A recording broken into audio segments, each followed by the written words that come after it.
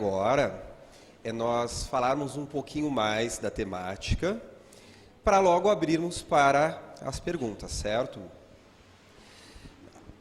Bom, a Joana de Ângeles, ela vai falar sobre esse descobrimento do mundo interior, nessa jornada profundamente psicológica que ela nos traz na série psicológica, né, dos 16 livros, lembrando sempre que há uma confusão às vezes quando se estuda Joana de Ângeles, porque ela fala muito na psicologia espírita.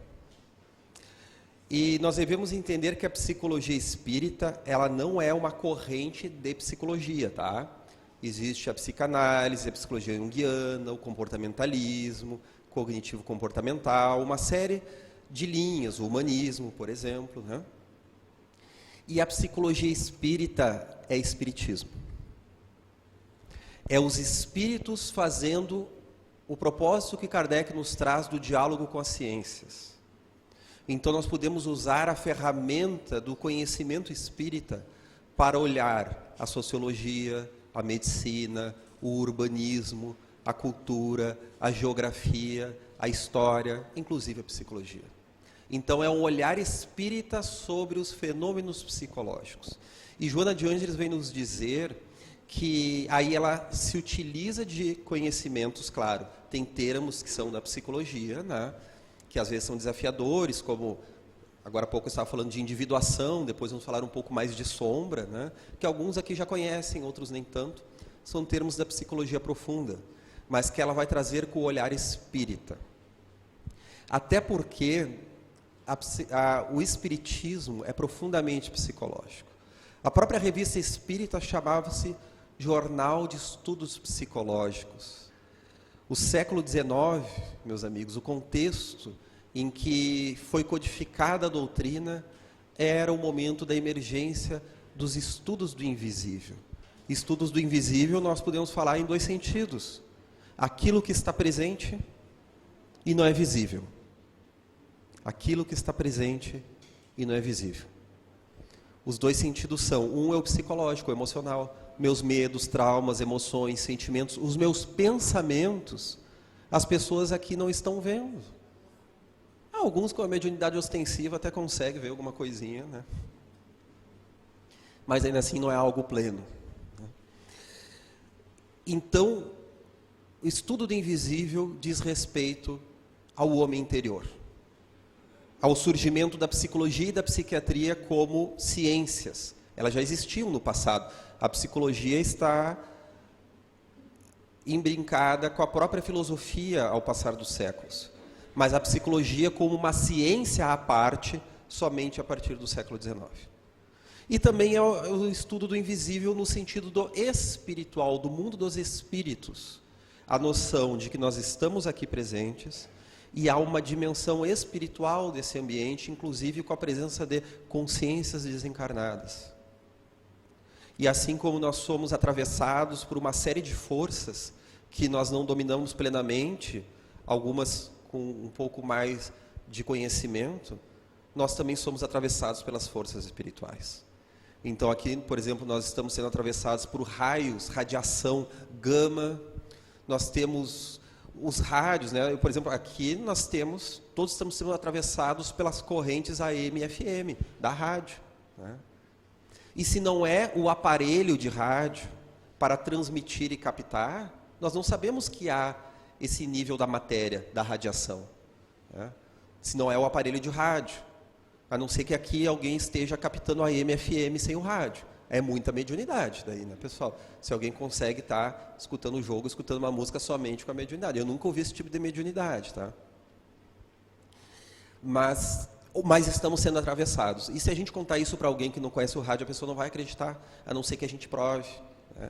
Então, realmente, o mundo espiritual, hoje que nós estamos com a física, no reino das ondas, da radiação, do invisível e também no reino quântico, nós estamos com uma física mais propícia a compreender os outros estados da matéria. Nós podemos entender também, não só da matéria, como da consciência, né? Porque o fluido cósmico universal, ele é a matéria sutil, mas o espírito é outra coisa, né? É Deus, espírito e fluido cósmico universal, né? Então, ainda assim, a consciência ela é outra coisa, né? A consciência é o espírito, melhor falando, né? E está aqui presente. Então, esse mundo sutil, nós vamos relacionar com o estudo psicológico e o estudo espiritual, eles precisam andar juntos. Eles precisam andar juntos. E o Espiritismo sempre trouxe o aspecto psicológico, para que nós não ficássemos num reino de Deus muito distante. Não está André Luiz falando da qualidade do pensamento, a qualidade da onda, o pensamento denso, de ondas longas, quando nós estamos pensando e tendo a nossa casa mental domada somente pelo mundo dos sentidos e dos instintos? E conforme nós vamos pensando coisas mais delicadas, a nossa organização, os nossos propósitos rotineiros, diários, nós entramos numa onda média de melhor alcance, de melhor potência. E conforme nós vamos elevando o nosso pensamento a Deus, nós nos ocupamos do nosso mundo interior, nós fazemos silêncio mental, nós meditamos, nós oramos, nós mediunizamos, entramos no reino das ondas curtas, mais potentes, mais elevadas, mais leves, mais sutis, porém muito mais potentes, do pensamento elevado, que a nossa criatura humana consegue ter. Nós temos esses 3 tipos ao longo do dia, né? E a nossa vida mental, claro, que vai estacionar muito mais em um, que vai ser o nosso mote principal, né? Então todos nós temos também ondas pesadas, as ondas longas do instinto, né? Quando eu estou com fome, é o instinto que está falando, e eu devo respeitar o instinto, eu devo respeitar ele, né? Numa concordância com ele, ele não me domina, a minha consciência domina sobre ele, mas aí eu posso colocá-lo da forma adequada, porque aquilo que Kardec fala do domínio da consciência sobre o instinto, que é o caminho da evolução espiritual, a consciência então vai passar a imperar sobre o instinto, ela vai direcionar o instinto para o que é válido, porque o instinto, meus amigos, é manter o corpo vivo, é alimentação, é defesa da prole, a sexualidade, luta e fuga. E manter o corpo vivo é necessário para que o espírito não interrompa a sua experiência necessária ao longo de uma encarnação. O corpo ele precisa estar saneado, precisa estar vivo, precisa estar saudável para que ele sirva os propósitos do espírito. Então não é negar o corpo, meus amigos, mas divinizá-lo, espiritualizá-lo. Através do espírito, nós podemos ressignificar o valor da matéria. E aí vamos nos aprofundando um pouco mais, para daqui a pouco responder as perguntas e à tarde nós podermos nos ocupar de algumas patologias. Joana de Ângeles vai nos trazer uma palavra muito poderosa, quando ela vem nos alertar no livro O Ser Consciente, sobre a chamada ótica emocional que nós damos aos eventos da nossa vida. O que seria a ótica emocional? Que aquilo que nos acontece, nós vemos conforme nós queremos ver. Conforme nós interpretamos. Freud e Jung deram-se conta em seus estudos que o número de pessoas traumatizadas, principalmente na infância, porque Freud não compreendia a reencarnação, então ele atribuía tudo à infância. E de fato, a infância tem muito poder sobre a formação da nova personalidade do espírito. Mas nós sabemos que há elementos muitos que vêm de outras vidas. Mas então Freud foi pensar o seguinte: será que todo mundo foi abusado na infância? Passou por crime, passou por espancamento, porque tem tanta gente traumatizada? E daí ele foi compreendendo que o que forma o trauma não é o evento. Olha só. É a ótica emocional que nós damos ao evento. Ele não usava essa palavra, quem usa é Joana de Ângeles.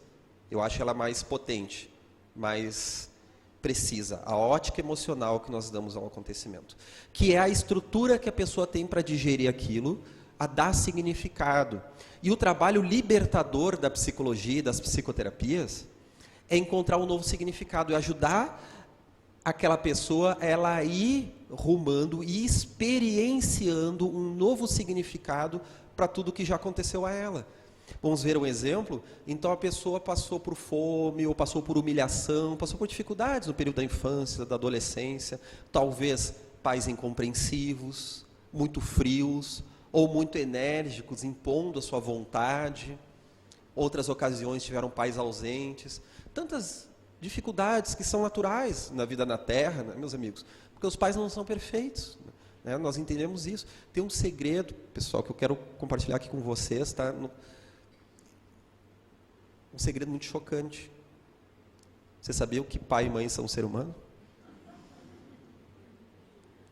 E que mesmo na melhor das hipóteses comete esse erro, né? Imagina, eu e minha esposa somos psicólogos, as pessoas ficam imaginando assim, não, psicólogo sabe como criar os filhos, tudo mais. A gente olha e pensa assim, meu Deus, como é que isso foi acontecer?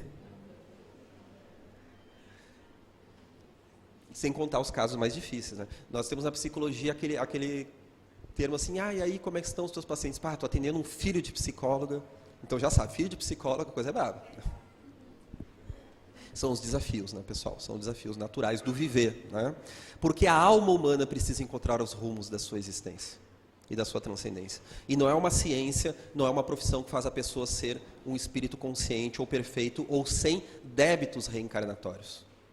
Mas o importante é nós podermos transitar nesse material, nesse desafio de viver e de nos tornar uns psicólogos de nós mesmos, que esse é o grande processo. Até mesmo na psicologia, não só no espiritismo. Na psicologia a gente diz que o trabalho foi bem feito quando o paciente desperta o psicólogo interior dele e ele, ao longo da semana, ele mesmo vai se trabalhando e quando ele tem alta, ele segue ele mesmo nesse processo interior em que nós auxiliamos somente durante um momento. Eu costumo dizer para os pacientes assim, ó, tu me paga, mas quem trabalha mais é tu. É você que trabalha mais, né? Que a pessoa possa lidar com as suas próprias questões. Então nós vamos ver que uma pessoa que teve um passado traumático, ela encontrou um significado na sua vida. Fui humilhado na escola, passei bullying, então eu sou alguém vergonhoso. Eu sou um perdedor, como está na cultura norte-americana muito forte, os losers e winners, né? Os perdedores, né? Então eles têm muito essa competição muito arraigada na cultura deles, tanto que esses filmes que tem de bullying no colégio, é muito comum isso realmente na cultura americana, né, que nem aparece nos filmes, né? Aparece a pessoa mais popular do colégio, o rei e a rainha do baile, o outro é a vergonha, né? Coisas que ocorrem no Brasil também, mas isso na cultura americana é muito forte, esse grau de competitividade. Então a pessoa introjeta que ela não vale, que ela não presta, ela introjeta que ela é um perdedor. E ela não se dá o direito nem de ser feliz. Se ela for feliz, ela dá um jeito de sabotar aquela felicidade.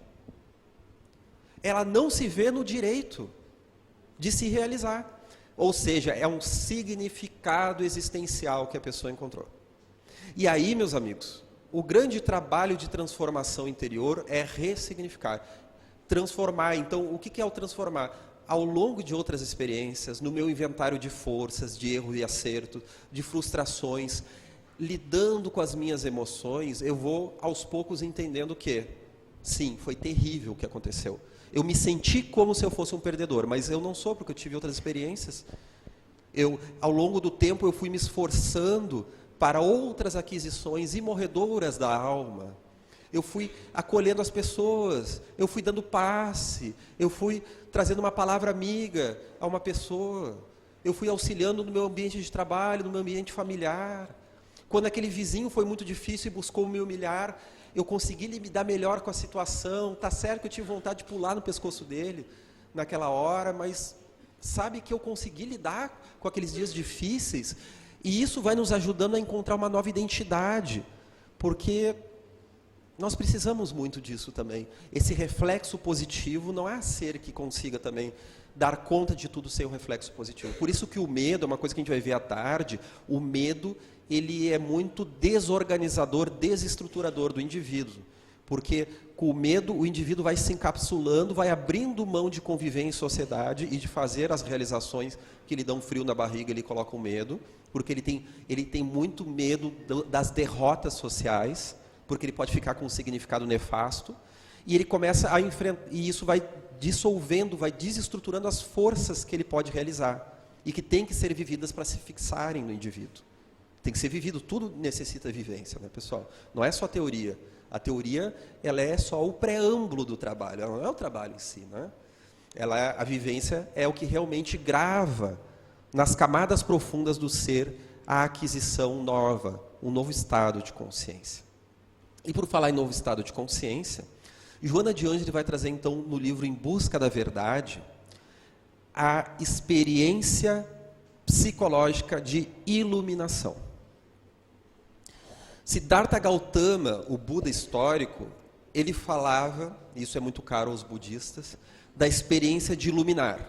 Iluminar-se seria, na visão de Siddhartha Gautama, quando o ser, através de um insight e através da meditação, segundo essa teoria oriental, de muito valor, através da meditação, ela consegue dar-se conta que nós estamos nesse mundo de aparência, no mundo das formas, da transitoriedade, justamente como Sócrates e Platão já tinham falado na Grécia, porque nós sabemos que os espíritos trazem o mesmo conhecimento em toda parte.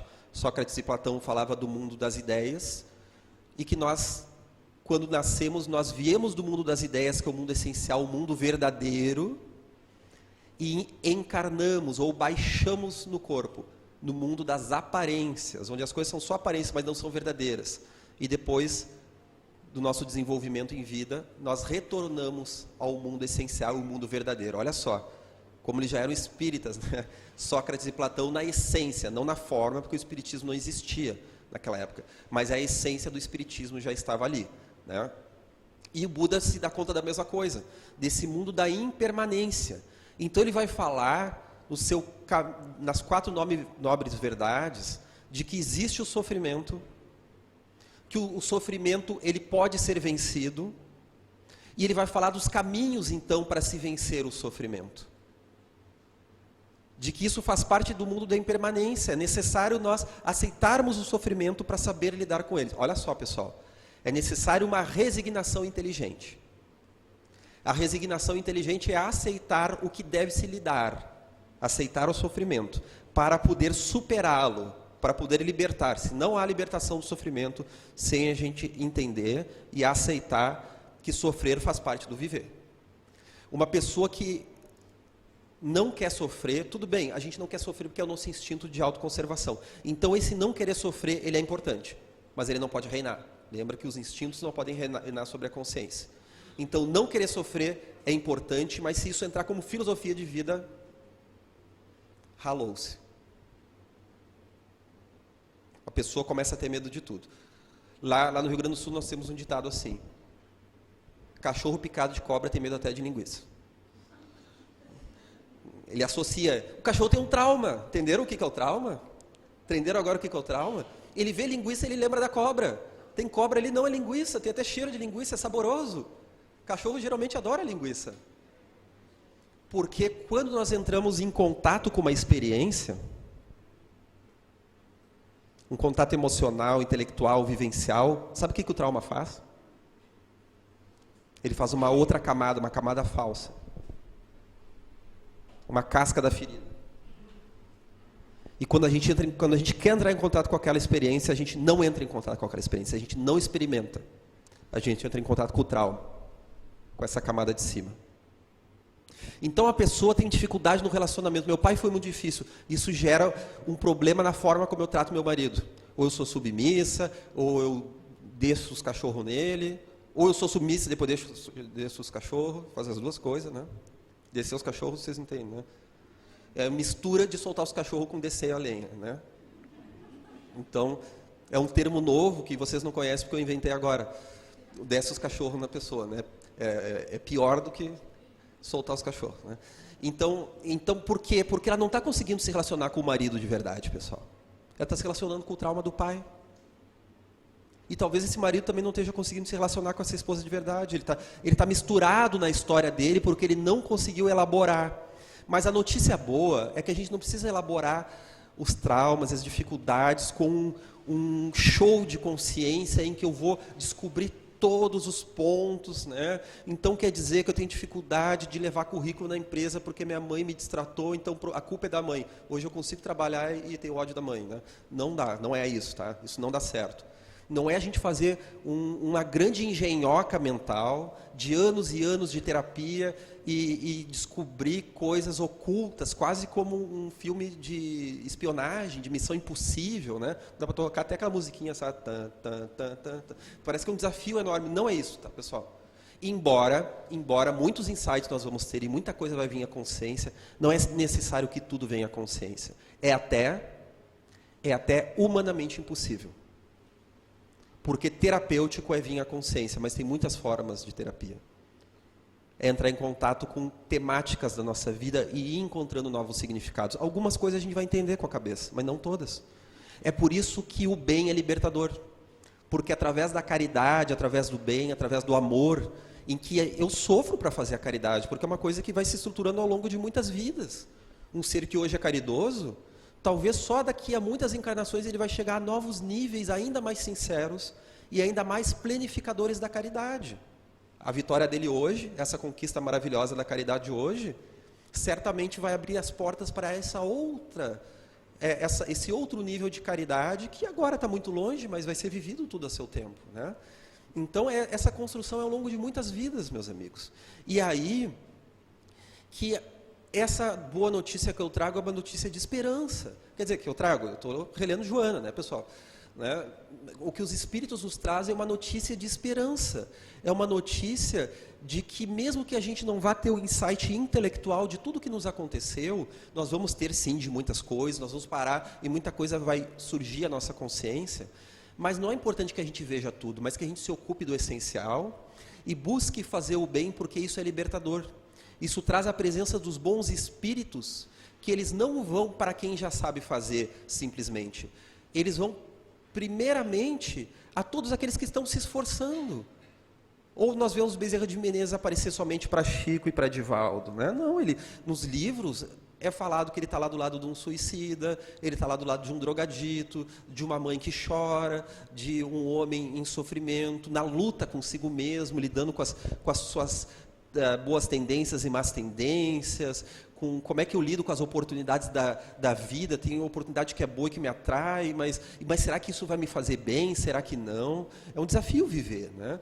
Mas aí quando o ser humano está imbuído do bem e da vontade de melhorar, isso vai atrair os bons espíritos, né? Quando eu digo primeiramente é no sentido de onde eles estão atuando, geralmente no dia a dia, não que a pessoa em necessidade vai ter mais facilidade que o espírito mais evoluído, né? Mas no sentido de que eles têm essa prioridade de auxiliar. E quando eu estava falando antes que o espiritismo é eminentemente psicológico, nós vemos que os espíritos de luz, ou que estão iluminando-se, eles têm a necessidade e o prazer de mergulhar nas trevas, na experiência umbralina do ser humano. Eles vão nas localidades das paragens espirituais, que não há inferno, né? Então são localidades momentaneamente habitadas por espíritos que se aglutinaram pela lei de sintonia e afinidade em vibrações e interesses mais densos que acarretam mais sofrimento, de dor, de sofrimento, de vitimização ou de raiva, de vingança, de vícios, de falta de autodomínio, de autocontrole, de uma vida selvagem talvez. Vários fatores que nos levam a ficar nesses vales de sofrimento momentâneos, né? E eles têm uma grande necessidade nas excursões, incursões, melhor dizendo, que se adentram nessas zonas densas para salvar corações. E o livro Nosso Lar começa dessa forma, né? O filme conseguiu materializar isso em imagem de cinema para nós, né? Naquele filme maravilhoso que todo mundo sabe, né? O Nosso Lar, o mocinho morre no início do filme, né? Em vez de morre no final, né? Aí o mocinho morre no início, né? É a premissa básica, né? Então, ou como nós lemos no livro Memórias do Suicida, nessas regiões umbralinas em que nós temos toda a sorte de sofrimento humano, toda a sorte de mesquinharias, de vaidade, de disputas. Então o espírito Camilo, ele relata que o grupelho deles que haviam sido resgatados pela Legião dos Servos de Maria, quando tinha um tempo sobrando, eles começavam a conversar e de repente já estavam fazendo um campeonato de quem sofria mais. E aquilo começou a abalar as vibrações, eles foram alertados pelos instrutores de que aquilo não seria bom nem para a instituição espiritual, para a vibração, né, da instituição para a física, na espiritualidade, né, de apoio aos suicidas. Porque eles tinham esse vício da alma. Nós temos o vício da lamentação, né, pessoal? O vício da culpa, da lamentação, do remorso, não se preocupa, detalhe a gente vai poder se aprofundar nesses pontos, né? Qual é o significado de cada coisa. Então, se nós podemos dizer que na região umbralina nós temos toda a sorte de sofrimento humano, eu vou modificar um pouco essa colocação, vou ampliar um pouco mais. Nós temos todas as categorias da vida humana, todas as categorias vividas com a nota do sofrimento. Tudo na humanidade, pelo menos nesse nível de provas e expiações, tudo existe em luz e sombra. Tudo existe como descaminho e como virtude. Tudo existe como o ser humano perdendo-se diante das próprias forças e o ser humano encontrando-se. Por isso Gandhi dizia que quando um ser humano cai, toda a humanidade cai com ele. Até porque ele é um produto também da humanidade e ele também vai ter más atitudes que vão gerar consequências para muitas vidas e as pessoas vão repetir este exemplo, porque o exemplo ele é muito mais poderoso do que a palavra. Então, tudo em humanidade traz esse aspecto. E por isso Gandhi dizia, mas quando o ser humano se eleva, toda a humanidade se eleva com ele, né? Então, vocês conseguem pensar um assunto na vida que não tenha desequilíbrio e equilíbrio?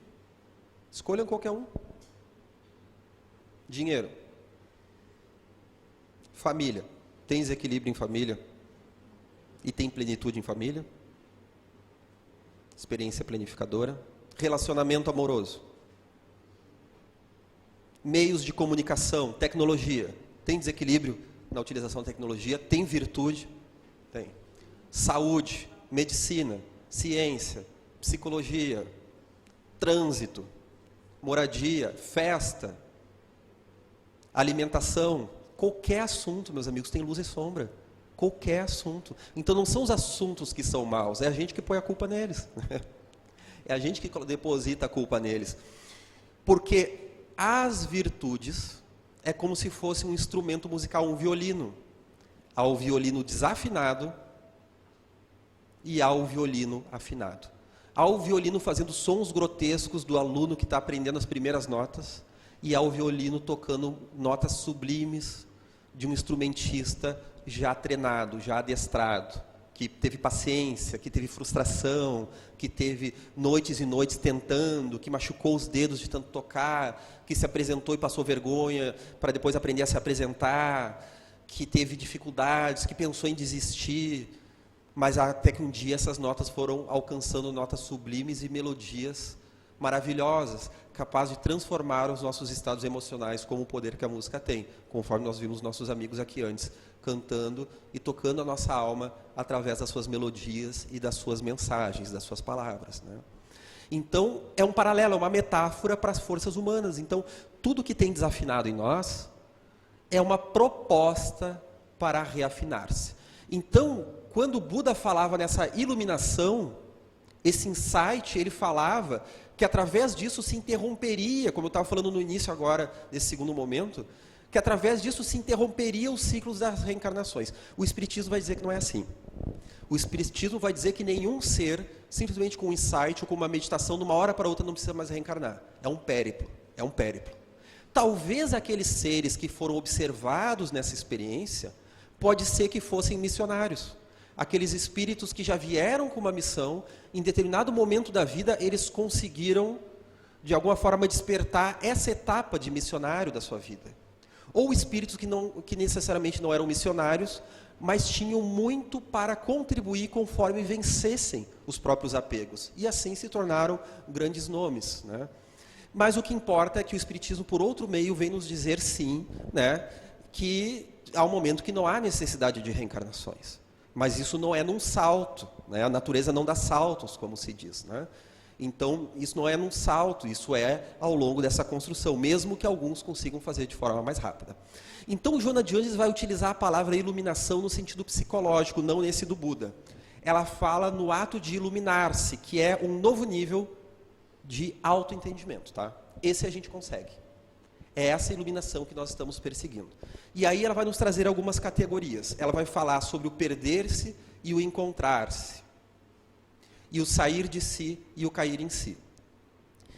Perder-se e encontrar-se, ela vai nos trazer a parábola do filho pródigo, e ao longo do livro, Em Busca da Verdade, que no meu gosto pessoal é um dos meus preferidos da série psicológica, no livro Em Busca da Verdade, ela vai analisar essa parábola, que o filho pródigo, aquele que deixa a casa paterna, ele pede para esse pai generoso, que lhe dê a sua herança ainda em vida, pois ele teria direito, e ele pega essa herança, suas riquezas, e vai festejar com os amigos. Tempos depois, ele perde tudo, e inclusive perde os amigos, porque eram falsos amigos, que pensavam apenas nesse gozo momentâneo, e conforme ele não tem mais o que dar, eles já descartam ele, porque eles veem ele apenas como um objeto, apenas como uma porta para a sua satisfação dos prazeres. Ele fica na mendicância, ele fica num estado de pobreza emocional. É simbólico, pessoal. Fala das nossas perdas, de quando nós nos perdemos na vida, quando nós fazemos apostas, e temos o direito de apostar, temos o livre-arbítrio, e essa aposta se revela como uma ilusão, como uma inconsciência, e nós entramos numa verdadeira pobreza de forças emocionais. E daí ele dá-se conta que se ele retornasse à casa paterna, primeiro ele não quer retornar porque ele está envergonhado, ele acha que esse pai vai puni-lo, e ele está com vergonha de assumir. Mas ele pensa, ele já está lá catando alimento entre os porcos, e ele se dá conta que até o mais ínfimo servidor do seu pai era melhor tratado do que aquilo. Então ele volta para ser um servo do seu pai. Mas o pai o recebe em festa, alegre e jubiloso, com um grande abraço, lhe coloca uma manta, uma nova roupa, lhe coloca anéis aos dedos e manda matar um animal para festejar, manda fazer bodas, fazer festas, então, para a chegada desse filho. E daí nós sabemos que a outra parte dessa parábola é que nós temos aquele outro irmão, outro filho, né, que era muito diligente, que era cuidadoso, que estava aprendendo com o pai, que era muito responsável. E ele se enche de ciúmes, porque ele pensa assim, poxa, eu que faço tudo certo, e o meu pai não me dá um animal, e vem esse irresponsável agora e ganha um animal, né? E eu não ganho para festejar com os amigos. E esse pai, que era bondoso e era sábio, ele disse, não, meu filho, mas tu já goza dos meus haveres e da minha presença, e tu já me traz essa alegria todo dia, né? E ele estava perdido, nós precisamos fazer uma festa, há um tipo de compensação, né? E tu já está participando disso, tu não precisa te inferiorizar perto dele, né? E a Joana vai analisando, então, que daí esse perder-se está falando da nossa experiência humana. Nós somos o filho pródigo. O que nós estamos fazendo com o planeta se não é acabando com a natureza? Porque nós achamos que o planeta a gente usa de qualquer jeito. Até a Revolução Industrial, realmente, dentro das manufaturas, não se tinha ameaça alguma à natureza. Mas a civilização industrializada destrói o planeta mais rápido do que o recompõe. E aí nós somos o filho pródigo, o que é só gozar, o que é só viver sem responsabilidade. E aí nós entramos naquele estado de indigência. Então, muitas vezes, nós vamos nos sentir como indigentes da alma. A gente pode estar perfumadinho por fora, pessoal. A gente pode ser um dos campeões do mundo. Mas, por dentro, nós podemos ser seres humanos destruídos. Lembrando que toda a maquinaria psicológica tem um correspondente espiritual, né? Chico Xavier já nos falava que às vezes ele observava homens lindíssimos e mulheres lindíssimas, né, que espiritualmente olhando eram verdadeiras bruxas, que às vezes traziam até mesmo processos de zoantropia. A zoantropia é o espírito numa auto-hipnose em que momentaneamente ela imprime no perispírito uma face animalesca, correspondendo a um atavismo do psiquismo, ou por auto-hipnose ou por uma hipnose de um processo obsessivo, né? E isso denota a pessoa que está nessa presença espiritual, são pessoas que estão muito arraigadas ao instinto, ou à sexualidade, ou ao poder, né? Então ela está muito presa ao seu animal, né? A raiva traz muito também essa presença desses espíritos, o sofrimento profundo, né, traz isso, aquele sofrimento da pessoa identificada com o sofrimento, tá? Não estou falando do bom sofrer, mas aquele sofrer que a gente vai cavando a própria cova, tá? Que a gente se agarra como uma forma de enfrentar a vida, esse sofrimento. Então, o filho pródigo, ele está falando dessa indigência que é espiritual, tá? E psicológica. E aí, quando ele retorna, o manto representa a proteção. Os anéis que o pai coloca no dedo, Joana de Ângeles vai dizer que é um simbolismo das virtudes, das capacidades. Porque, no sentido simbólico, o anel geralmente é um poder. Era muito comum, antigamente, ainda se tem algumas faculdades do anel de formatura, né? Nós temos o anel, a aliança, que representa o casamento. Então, essa aliança aqui, ela tem uma representação simbólica, ela está representando a minha união matrimonial, representa a seriedade, representa o casamento espiritual, agora no sentido filosófico da palavra espiritual, tá? O casamento espiritual como a ideia do casamento, é algo sério, a partir de agora, a partir do casamento, é uma nova etapa no jeito de lidar com o mundo, no jeito de proteger a prole, o ninho, né? Então, é uma atitude que está representando. Então, são atitudes que o pai coloca ao dedo desse filho. E o recebe em festa, lhe reconstituindo. Então, primeiro, esse filho precisou dobrar os joelhos. Ele estava catando entre os porcos, que significa também um instinto primário. Às vezes, da sexualidade desvairada, o uso das drogas, o uso do álcool, a vivência humana, né? O corpo, né? O porco muitas vezes está associado com o corpo na simbologia mitológica, tá, pessoal? É apenas uma metáfora. E o poder dela é um insight, somente isso, né? Então ele está ali entre os porcos e ele aceita ser servo do pai. E esse é um insight. Eu aceito qualquer colocação, desde que eu trabalhe e eu tenha dignidade. Desde que eu esteja com uma outra atitude. Desde que eu olhe o mundo agora com um valor renovado. Desde que eu respeite a natureza, desde que eu respeite a casa paterna, desde que eu respeite as minhas forças e os meus recursos para direcioná-lo com sabedoria, com satisfação positiva da dignidade minha e das pessoas que comigo convivem. E aí o pai, que representa Deus, e também representa o princípio organizador do nosso ser, o nosso espírito, o anjo dentro de nós, que é organizador, né? É o self na psicologia profunda, o self com S maiúsculo, né? Que representa o eu maior, o si mesmo, no sentido da potencialidade da nossa alma, que é um princípio organizador do nosso ser. Esse self, ele vai nos restituir. Psicologicamente falando, é o self que nos restitui, que nos recompõe. Então, esse voltar para casa, Joana vai falar o seguinte, que a gente se perde, pessoal. André Luiz é o filho pródigo. Ele foi um médico excelente, um grande cientista, perdeu-se nas forças das emoções descontroladas e de uma vida interior não trabalhada, da arrogância, do orgulho, da vaidade, e reencontrou-se, pois se tornou um excelente médico da alma, um grande mensageiro do além, inclusive, cheio de amor, cheio de dignidade e de capacidades maravilhosas. Vejamos que força é essa que não se realizou em vida.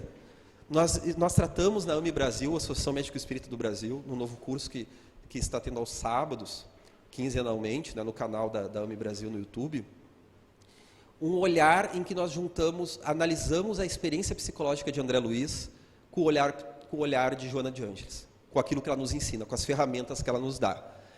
Joana de Ângeles e André Luiz, esqueci o nome, as dimensões de alguma coisa, né?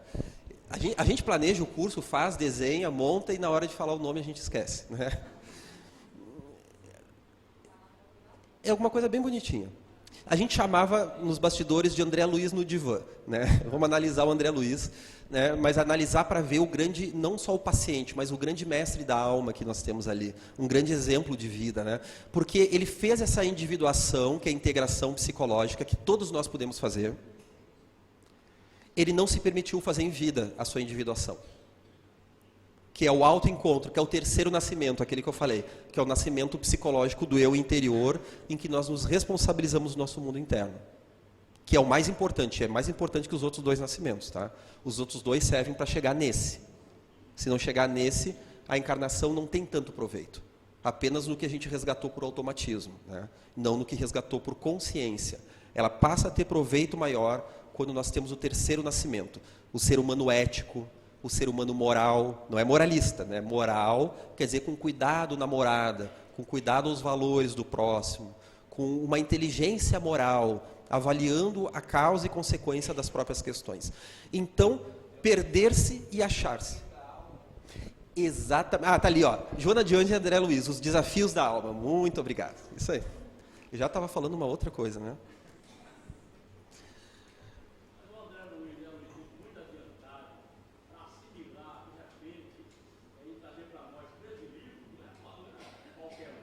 Não é qualquer um, exatamente. E já vamos aproveitar então para as perguntas, né?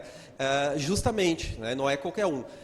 Os bastidores de Chico nos falam que André Luiz não é somente a personalidade que se atribui a ele, né, de um médico muito conhecido na ciência terrena aqui, né, mas que seria um personagem que ele montou falando de 2 encarnações dele. E não teria como atestar se realmente é isso. Então a gente se ocupa do personagem André Luiz. Mas realmente olha o potencial que ele tem, né? E agora, antes de abrir para as perguntas, apenas comentar que nesse perder-se e encontrar-se, perder-se e achar-se, que Joana fala, é uma metáfora do nosso processo, porque a gente vai se perder. Perder-se é conhecer opostos, é uma experiência que é válida. Não é muito comum entre os evangélicos aquela pessoa que era traficante e depois vira pastor?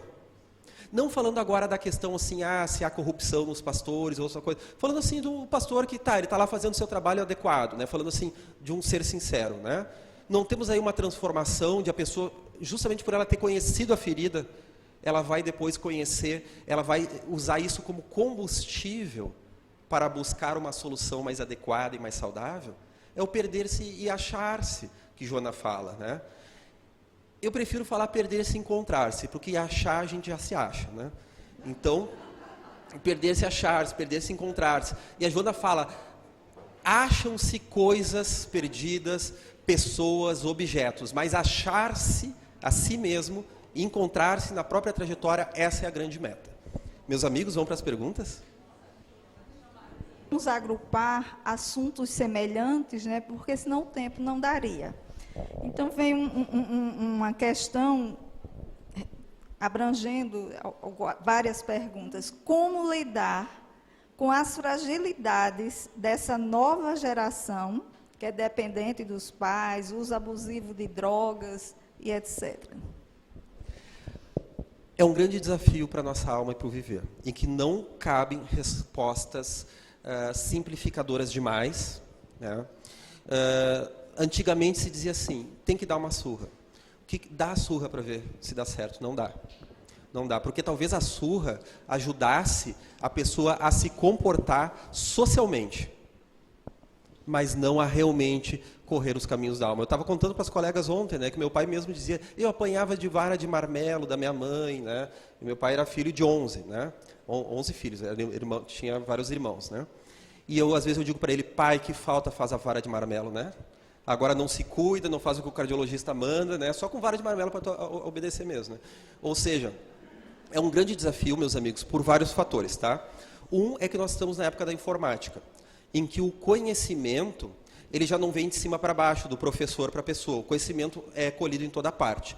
E ele está caótico, esse conhecimento. Tem muita coisa boa e muita coisa ruim.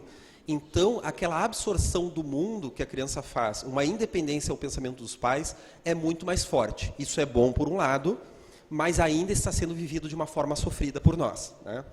Em que o jovem, ele é impactado pelo uso excessivo da tecnologia, que está gerando modificações neurológicas, que estão fazendo, sabe-se lá Deus o quê, porque ainda não se está claro o que está fazendo, né? É uma coisa que a gente vai entender na psicologia e na neurologia daqui a alguns anos, talvez daqui a décadas, né? O impacto das redes, o impacto realmente dessa essa informática onipresente, e os adultos estão viciados, os adultos estão tendo uma vivência infantil, onde nós não temos tolerância à frustração. A gente estava conversando ontem também sobre isso, né? Que o celular, o smartphone, esse que já até telefona, ele vai nos trazer satisfação imediata o tempo inteiro. Então eu não consigo, se eu tiver que ficar aqui 5 minutos esperando, eu já puxo o smartphone e já vou tentar olhar uma rede social que nem tem para que olhar. Eu já olhei antes de manhã, por que eu vou olhar agora? Mas eu faço por automatismo, porque eu não consigo ficar comigo mesmo. Eu não consigo ter vida interior. Eu não faço a meditação passiva e nem a meditação analítica, que é aquela que eu avalio os meus pensamentos, os meus sentimentos. O tédio, ele é importantíssimo para a formação da criatividade, por exemplo. Se não tiver tédio, isso vai ser muito difícil. Então essa geração traz o desafio da mudança dos tempos e o desafio de uma nova era espiritual, né, que os espíritos têm nos trazido através, por exemplo, de Divaldo Franco, pelo espírito Manuel Filomeno de Miranda, que eles estão vindo com outras instruções e eles questionam tudo isso. Então, Eu vou trazer a pergunta antes de fazer a próxima, né? A gente trata com afeto e acolhe a criança, ou a gente traz a disciplina? Oi?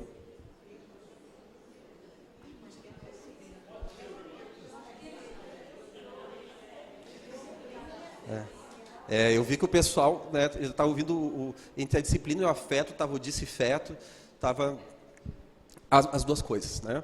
Entre o autoritarismo, que traz a regra, que é super importante para a organização psicológica, mas não tem afeto. E do outro lado, a liberação total, a permissividade, que tem afeto, às vezes nem tem afeto, a permissividade, às vezes nem tem afeto, mas que, no melhor das hipóteses, tem afeto, mas não tem a regra, existe um modelo chamado autoritativo, que é afeto e regra. É o mais difícil, é o que realmente tem um significado para a alma, porque vai unir esses opostos. Ele não é perfeito, ninguém chega no modelo perfeito de autoritativo, em que a regra é internalizada. Você dá o afeto, mas também traz a regra e ajuda a entender o porquê da regra, e não é só porque quer, só para não ser punido, mas porque vai fazer melhor para a criança.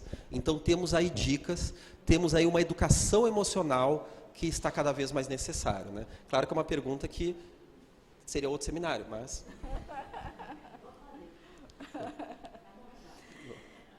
Como alcançar a plenitude, a iluminação, vivendo ainda essa dualidade, instinto, humanidade, bem, mal, espiritualidade, matéria?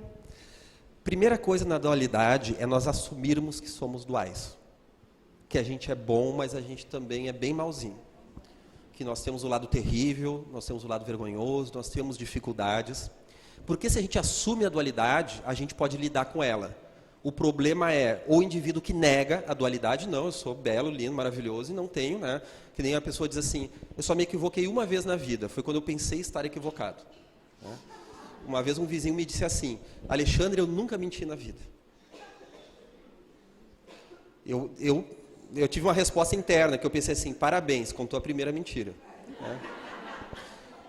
Mas ele era tão sincero que estavam perseguindo ele na reunião de condomínio. Né? Uma coisa assim séria, tinha um prédio que eu fui morar e era a primeira reunião de condomínio que eu participei naquele prédio, e ele viu que eu não fiquei de lado nenhum da briga, claro, estou chegando, como é que eu vou ficar de algum lado uma briga, né? Era todo mundo contra ele, né? E ele contra todo mundo. Daí ele falou, né, que nunca tinha mentido na vida, né? Eu senti a índole do indivíduo. E coitado, estavam perseguindo ele. Ele era tão perseguido que um dia a Polícia Federal foi buscar ele também, sei lá por quê, né? Mas eu acho que eles gostaram muito dele, porque ele nunca mais voltou, depois que a polícia buscou, né? Então, o problema é o indivíduo que acha que não tem dualidade, ou que abraça a dualidade de uma forma assim, eu sou dual mesmo, todo mundo é isso mesmo, todo mundo rouba, todo mundo trai, todo mundo engana, todo mundo sacaneia, é isso mesmo, né? É um perigo. Então a gente assume a dualidade como uma tarefa nossa, porque não é problema haver dualidade, porque a dualidade ela vai virar complementariedade. Jung vai falar que nós temos o músculo extensor e o músculo contrator. Um contra o outro. Isso dá precisão ao movimento. O movimento só é preciso. Ele só tem a precisão delicada porque ele tem um músculo que faz uma coisa e outra. E nós temos uma palavra mágica que se chama coordenação. Às vezes parece que a seleção brasileira não tem. Mas a coordenação se dá porque nós temos essa dualidade. Então é através da dualidade, né, meus amigos? Isso que é bonito, isso que é lindo, né? Jesus, como o mestre das almas, o grande exemplo, guia e exemplo da humanidade, ele veio mostrar como que eram as dualidades na vida dele, né? Pessoas que não conseguem reagir, que vivem nas relações abusivas, como deve proceder para superar essas dificuldades? A forma é muito ampla, tá? A resposta é muito ampla, porque, primeiro, a pessoa precisa, nesse trabalho consigo mesma, aventar se ela não precisa realmente de uma psicoterapia, auxiliar também da psiquiatria, o próprio espiritismo também, todas essas forças juntas, né? Mas geralmente uma relação abusiva, quando a pessoa se dá conta, porque ela tem que se permitir dar conta. Porque primeiro é muito dolorido dar conta, porque ela vai ter que parar para encarar vários fatores da sua vida. O casamento, ou o trabalho, ou a relação com os filhos, com as pessoas à sua volta, às vezes até o emprego, até a moradia, tudo vai ficar em xeque. Não quer dizer, por exemplo, então será que eu tenho que me separar? Não quer dizer. Mas que vai correr o risco? Vai. Vai correr o risco porque precisa reorganizar a forma de viver a vida. E reorganizar implica correr riscos, nós não temos uma garantia. E às vezes, buscando a garantia, nós vamos buscar os bastiões, as seguranças, porém as inoportunas. Todo mundo precisa de segurança, né? Então, lidar com o abuso vai fazer, primeiramente, a gente se perguntar por que eu me deixo abusar. E a pessoa vê que ela acaba estabelecendo relações onde ela se deixa abusar. E se ninguém estiver abusando dela, às vezes ela se coloca a prêmio como se fosse uma forma de ganhar atenção. É uma forma de se relacionar. Meus amigos, por exemplo, casos muito delicados. No caso, por exemplo, do abuso sexual, né? As nossas irmãs e os nossos irmãos que estão na prostituição, a grande maioria passou por abuso na infância. E ser abusado é uma forma de se relacionar, em que hora eu sou abusado, hora eu abuso, inclusive. A pessoa abusa dos outros, abusa das relações, abusa do dinheiro, abusa das drogas, abusa do alimento, abusa do ambiente em que ela está. Onde ela vai, ela tem que tirar algo ou alguém tem que tirar dela. Então, ou a pessoa não quer que deixe abusar, ou ela se coloca. E muitas vezes a revivência de uma sexualidade atormentada, meus amigos, você sabia que isso faz parte do abuso?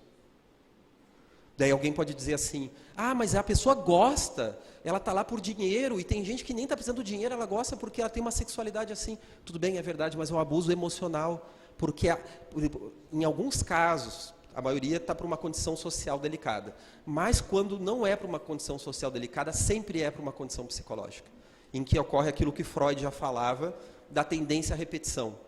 Toda tendência à repetição é uma meta inconsciente de reviver para superar, mas que entrou em looping e não supera.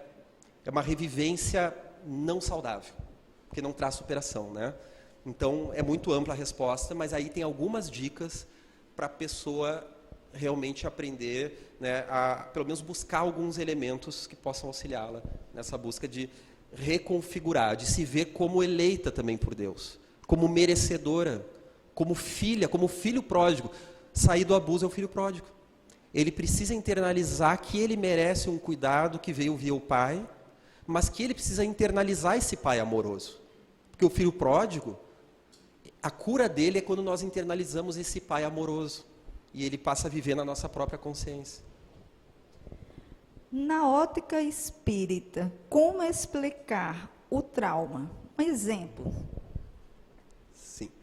O trauma, nós acabamos de falar ele na ótica psicológica, né? Que o trauma tem a ver com a leitura que eu fiz naquela etapa da minha vida, e eu passei a uma tendência à repetição daquilo. Ele fica como uma camada, né, em que eu não consigo me relacionar com aquilo, né? Então a pessoa diz assim, eu não consigo fazer amigos, eu tenho uma dificuldade, eu não quero ter amigos, eu tenho raiva, por quê? Porque eu lembro do bullying, então não está te relacionando com os amigos, está te relacionando com o trauma. Tem uma pessoa que às vezes fala assim, eu quero fazer as coisas, mas eu não tenho vontade, principalmente a pessoa reclusa em casa, né? Eu não tenho vontade. Não, tu não tem experiência com a vontade de ter ou não ter. Tu tem a dor, e tu não tem vontade de viver o que tu viveu, que foi muito dolorido, realmente. Mas isso de não ter vontade de sair para pegar sol, de encontrar amigos, de cuidar de si mesmo, ou de trabalhar e ter uma profissão, investir na tua vida de qualquer forma, isso tu não consegue nem entrar em contato com esse assunto, porque o outro se atravessa. Essa é a explicação psicológica. E a espiritual vai nos falar, Joana de Ângeles troca isso em vários momentos, de abusos que nós fizemos no nosso passado espiritual, quando nós estávamos em estágios mais primários, mais primitivos, da nossa tomada de consciência, aprendendo a discernir, aprendendo a fazer escolhas. Então nós abusamos, nós passamos por cima, nós desempenhamos então a violência, a agressividade, e isso retorna como uma culpa na presente encarnação. Então, na maioria das vezes, Joana vai nos dizer assim, que Freud viu como uma parte que molda, a parte mais importante de moldar a personalidade humana e os traumas e os medos, né, na primeira infância, porque ele foi o mais atrás que pôde, porque não compreendia ele a lei da reencarnação, em que o indivíduo é herdeiro de si mesmo, e ele traz, então, ou ele criou, ou ele fez esse mal, ou ele passou por um desencarne muito tormentoso e não elaborou isso espiritualmente, por uma doença, e ele tem medo de repetir o que ele fez com os outros, ou de passar de novo por uma situação que ele transitou, mas não conseguiu colher um aprendizado. Inclusive, ele fez um mecanismo de revolta, muitas vezes. Aí, ele traz esse trauma. E aquela vivência que a pessoa teve? Tá, mas a pessoa não teve um pai e uma mãe difícil? Nesses casos, a convivência com esses familiares era o gatilho para acessar aquele conteúdo que volta. Sabe o que André Luiz nos fala da puberdade? Quando eclode a sexualidade? Quando o indivíduo retoma os dramas afetivos do passado. Retoma, pessoal. Não basta a gente dar um fora, né, que nem hoje o pessoal começa a se relacionar pelo aplicativo de namoro e dá o fora pelo WhatsApp. Não adianta só dar o fora, tudo aquilo que não foi trabalhado, não só afetivo de relacionamento amoroso, mas das relações. É uma retomada, então, através da sexualidade, olha só. Né? Como um trabalhador da seara do mestre, que vive em desarmonia, pode ajudar os que também estão desarmonizados. Importante a gente poder se encontrar com a própria sombra. Jung já dizia que o confronto com a sombra é o início da individuação, desse processo de autoconhecimento. Confronto com a sombra. Então, por isso que, às vezes, o indivíduo sai chapuletado nesse primeiro encontro. Chapuletado, assim, abauluado, batido. Ele sai meio quebrado quando ele se dá conta das próprias questões. Ele deprime, muitas vezes, ele se assusta, porque está iniciado o processo de transformação. Por isso que Joana fala que estar cansado de si mesmo é uma das condições essenciais para a transformação. Olha que bonito, né? Estar cansado de si mesmo. Então, esse indivíduo espírita, que por fora é uma coisa e por dentro é outra, vamos tentar entender qual é o grau disso, né? Qual é o grau? Porque o equivocado somos todos nós. Todos nós temos sombra e todos nós temos questões vergonhosas, dificuldades, coisas que nós não nos orgulhamos. Mas há vários graus. Há graus mais sérios, né? Em que o indivíduo ele pode buscar orientação. Primeiro ele vai ao trabalho, porque se ele for se isentar do trabalho, ele não evolui, não cresce. E a gente nunca vai trabalhar. Se a gente for trabalhar espiritualmente só quando estiver bem, né? Acabou, então, qualquer tipo de atividade de caridade e de mediunidade.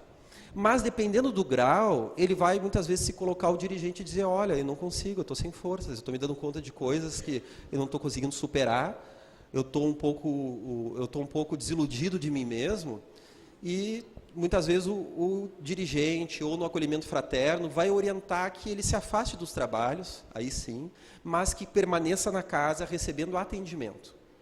Porque aí estamos falando dessa jornada, né, pessoal? Então, é de autoaceitação pelo lado amoroso e de autoconfronto no lado sério. As duas coisas são importantes.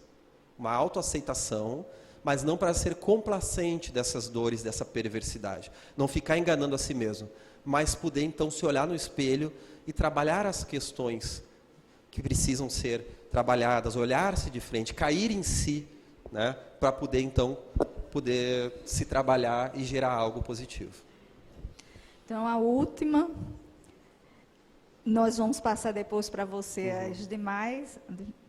Como lidar com os transtornos mentais, principalmente com as crianças hoje, na questão do autismo, o TDAH, elas trazem isso da vida passada ou é a questão de dinâmica familiar?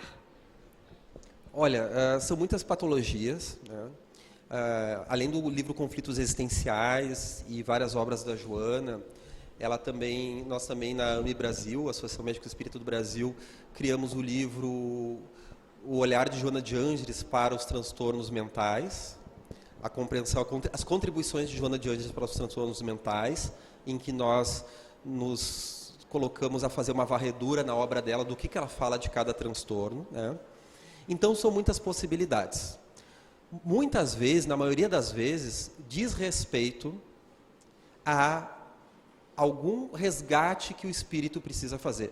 Toda doença é de cunho espiritual em algum grau. ou de um grau imediato, de uma obsessão espiritual, de uma distonia vibratória, ou mesmo na trajetória do espírito, que ele fez uma culpa, né, e criou um mal-estar orgânico, muitas vezes, uma distonia neurológica que corresponde à vibração do seu pensamento e das suas atitudes, que condicionou o perispírito, que é o corpo espiritual, e ele sendo o modelo organizador biológico, o que dá origem a esse corpo, que ele encarrega o código genético com o material dos pais a colocar aquilo que o espírito precisa nessa vida, ele vai gerar um problema, por exemplo, noradrenérgico, serotoninérgico, que vai gerar uma bipolaridade, uma depressão, uma tendência maior ao pânico, por exemplo, a ansiedade. Outros tipos de doença, a esquizofrenia, ela tem graus também genéticos, ela tem uma porcentagem genética dentro disso.